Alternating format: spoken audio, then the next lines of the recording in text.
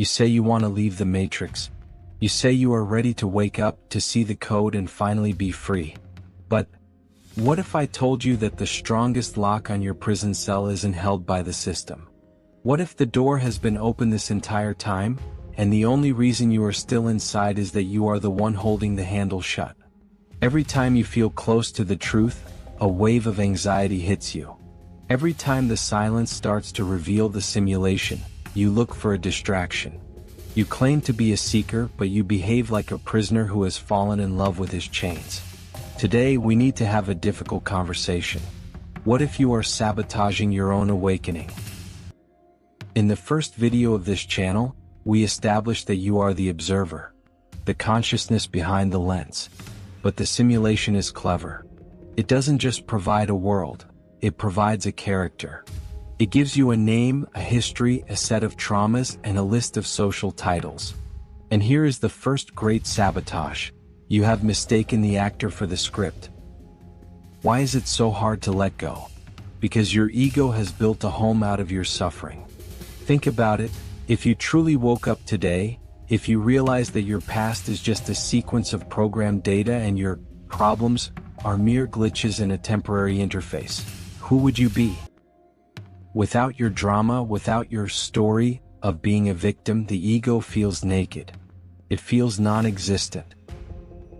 The ego prefers a miserable reality that it understands over a glorious reality that it cannot control. Awakening requires the death of the you think you are. And the brain, programmed for survival within the simulation, perceives this psychological death as a physical threat. So it sabotages you. It creates a fear of the unknown that acts as a firewall. You choose the familiar pain of the simulation because it feels safe.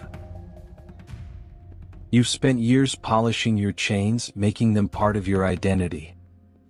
To wake up is to admit that the person you've defended for decades doesn't actually exist. We cling to the rules of the simulation, the need for money, the need for approval, the need to be right, because these rules give us a sense of solid ground. But the ground is a projection. When you start to awaken, the ground starts to shake. Most people, instead of learning to fly, scramble to find something to hold on to. They go back to the character's old habits. They argue about politics, they stress over status, they immerse themselves in the game again. Not because the game is real, but because they are terrified of the silence that comes when the game stops. You aren't afraid of being trapped. You are afraid of being infinite. Because being infinite means you can no longer blame the system for your life. If the character is a lie, then you are the architect. And the architect has no excuses. This is the first layer of sabotage. The desperate, clawing need to remain someone within the dream, rather than being the everything that is dreaming it. The system doesn't want you to hear what comes next. If you feel you are awakening, subscribe to the channel now. Don't let the algorithm hide the truth from you. Now that you understand that your ego is protecting the character, you must understand the most sophisticated weapon it uses to maintain control: perpetual noise. Awakening is not an effort of will. It isn't something you do. Awakening is what remains when you stop doing what the simulation demands. The system knows this. It knows your consciousness is like murky water that, if left still, becomes crystal clear and reveals the bottom. This is why the Matrix never lets you rest. It stirs the water relentlessly 24 hours a day. Have you noticed the agony of sitting for 5 minutes in absolute silence? No music, no podcasts, no blue glow of a screen? What you feel isn't boredom. Boredom is just the surface. Beneath it, what you feel is the panic of the defense system. The moment the noise ceases, the frequency of the simulation begins to drop, and the voice of the observer begins to echo. To prevent this, the system built a labyrinth of stimuli so dense that you feel lost if you aren't consuming something. Social media platforms are not tools for connection. They are consciousness containment algorithms. Every notification is an electric shock to pull your attention back to the surface of the screen. The glow, the infinite scroll, the heated political arguments over issues that won't change your life. All of it is digital junk injected to occupy the space that should belong to your awakening. You are sabotaging yourself when you choose outrage over gossip instead of the peace of the void. You choose the noise because silence is too honest. Silence is the mirror that shows that the character you defend so fiercely is just a construction of pixels and memories. We have been conditioned to hate the void. But the void is the portal. It is the moment when the simulation loses its breath and stops rendering new objects for your mind. If you sustain the boredom long enough, the image around you begins to lose its sharpness. You begin to see the edges of the scenery. But, in the millisecond that this begins to happen, you feel an inexplicable discomfort and reach for your phone. You fill the gap. You patch the glitch. You sabotage your own awakening because, deep down, you fear discovering that the noise was the only thing making your world feel solid. If the noise stops, the you know stops too. And you still don't have the courage to discover what comes after the end of yourself. We have reached the core of the sabotage. The real reason why you prefer distractions and the attachment to the character. The absolute fear of your own freedom.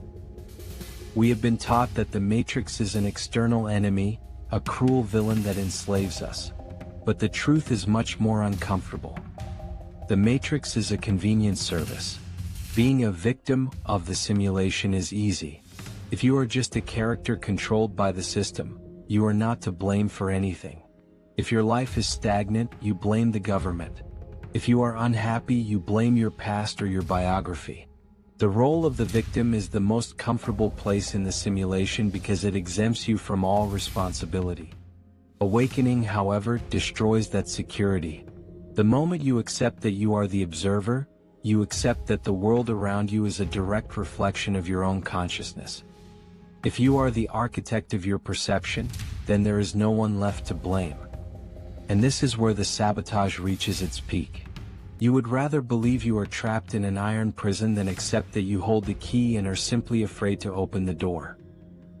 Being free means you are solely responsible for every failure, every pain, and every glitch in your reality. The system does not sabotage you. You use the system to sabotage yourself because the magnitude of who you truly are scares your ego. The ego fears vastness. It would rather be a grain of sand in a desert than admit that it is the desert itself. Are you ready to carry the weight of being the cause of everything you see? Or will you continue to hide behind the convenient excuses of a programmed character? The sabotage ends the moment your will to see the truth outweighs your fear of losing it. Awakening is not a prize, it is a radical choice. It is the decision to stop being the effect and start being the cause. The question is not whether the simulation exists.